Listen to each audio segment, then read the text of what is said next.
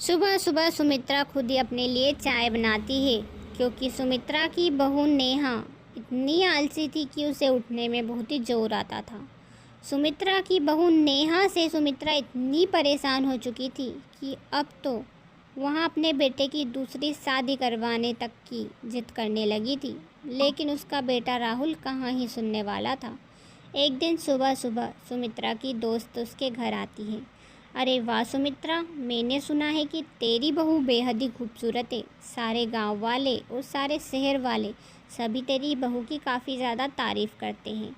अरे तुम लोग ही मेरी बहू की तारीफ़ करते हो, लेकिन मुझे ही पता है मेरी बहू कैसी है। अब तक उसका उठना भी नहीं हुआ है, जहाँ पर दूसरी बहुओं ने तो खाना ही बना लिया होगा। खूबसूरत है तो क्या हुआ, मेरे लिए तो वो मायने नहीं रखता। मेरी बहू मेरा कुछ भी काम नहीं करवाती, इतनी लेट उठती है कि सारा काम मैं खुद ही कर लेती हूँ।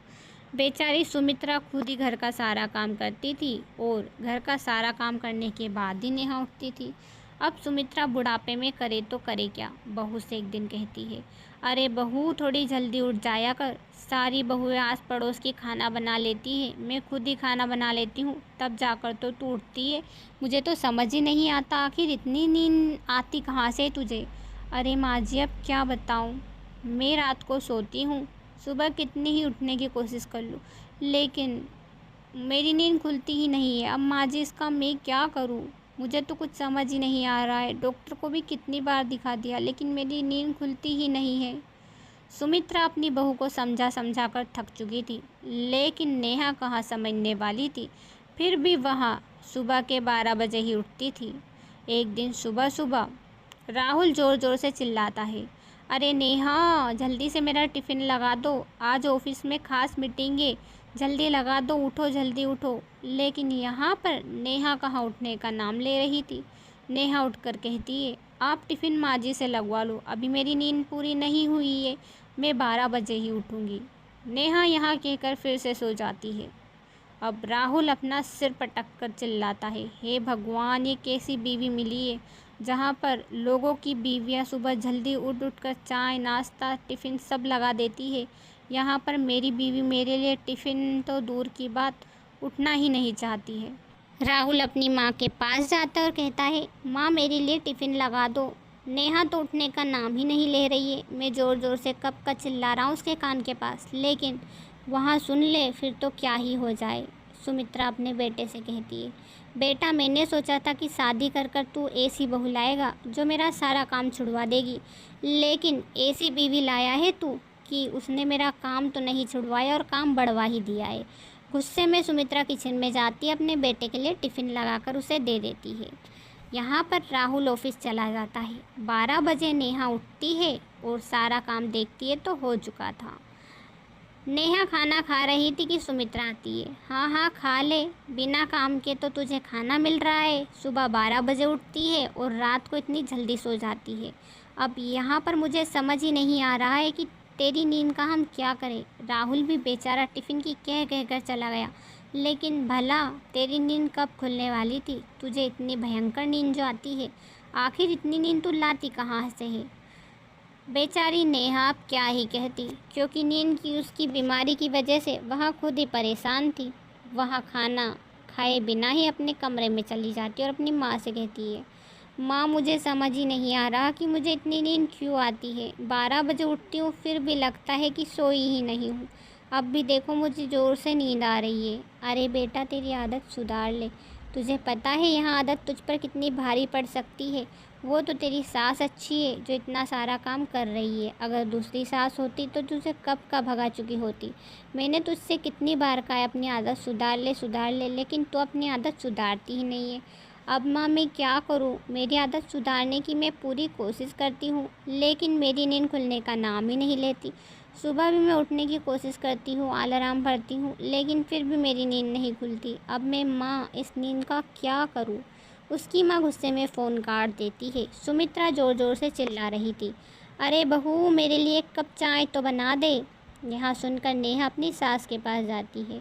अच्छा माँ जी ठीक है, थोड़ी ही देर में लाती हूँ। किचन में जाती है और थोड़ी ही देर बाद सुमित्रा फिर चिल्लाती है, अरे बहू इतनी देर हो गई तो अभी तक चाय नहीं लाई, कहाँ रह गई बहू, जल्दी मेरे लिए चाय ला। सुमित्रा चिल्ला चिल्ला कर थक जाती है, लेकिन किचन से कोई आवाज़ नहीं आती। सुमित्रा डर जाती है। थोड़ी ही देर बाद वहाँ किचन में जाकर देखती है तो नेहा किचन में सो रही है। अपना सिर पटक कर सुमित्रा ज़ोर ज़ोर से चिल्लाती है, हे भगवान, ये कैसी किस्मत लिखी है मेरी। यहाँ पर एक कप चाय मांगी थी दिन में बहू से, लेकिन ये काम भी इससे नहीं हो पाया। इतनी नींद इसे कहाँ से आती है राम जी, मुझे तो समझ नहीं आ रहा। वह अपनी बहू को उठाती है। नेहा उठती है और कहती, अरे माँ जी, आप यहाँ पर, अभी तो सुबह नहीं हुई ना, आप इतनी सुबह कहाँ से आ गई। अरे दिन देख ले, सुबह नहीं दोपहर के 3 बज रहे हैं। तुझे चाय लेने के लिए भेजा था, लेकिन यहाँ पर तू सो गई है। तुझे शर्म वरम है या नहीं, क्या हो रहा है तुझे। अरे माँ जी, मुझे माफ़ कर दो, वो क्या है ना, मुझे नींद आ रही थी, मैंने सोचा चाय बनेगी, इतने में मैं सो लेती हूँ। मैं सो गई, फिर मेरी नींद ही नहीं खुली, मुझे माफ़ कर दीजिए माँ जी। यहाँ कहकर नेहा अपने कमरे में चली जाती है।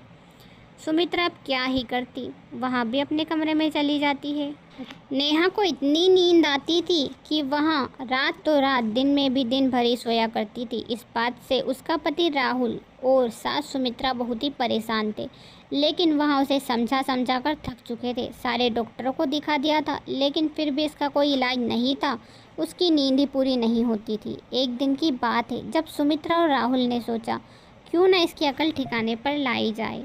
सुमित्रा और राहुल दोनों सुबह सुबह नेहा को उठाते हैं, लेकिन नेहा नहीं उठती। फिर क्या था, राहुल अपनी माँ से कहता है, माँ एक काम करो, आज हम दोनों खाना बाहर से मंगवा लेते हैं, हम दोनों खा लेते हैं और नेहा के लिए आप खाना मत बनाओ। देखते हैं कि यहाँ कब तक सुबह नहीं उठती, क्योंकि इसे खाना नहीं मिलेगा तो कल इसे टेंशन रहेगी और वह टेंशन के मारे उसे उठना ही पड़ेगा। यहाँ बात सुमित्रा को भी समझ में आ जाती है। दोनों ही ऑर्डर किया हुआ खाना खा लेते हैं और अपने कमरे में चले जाते हैं। जब नेहा उठकर देखती है तो उसके लिए खाना ही नहीं बना था।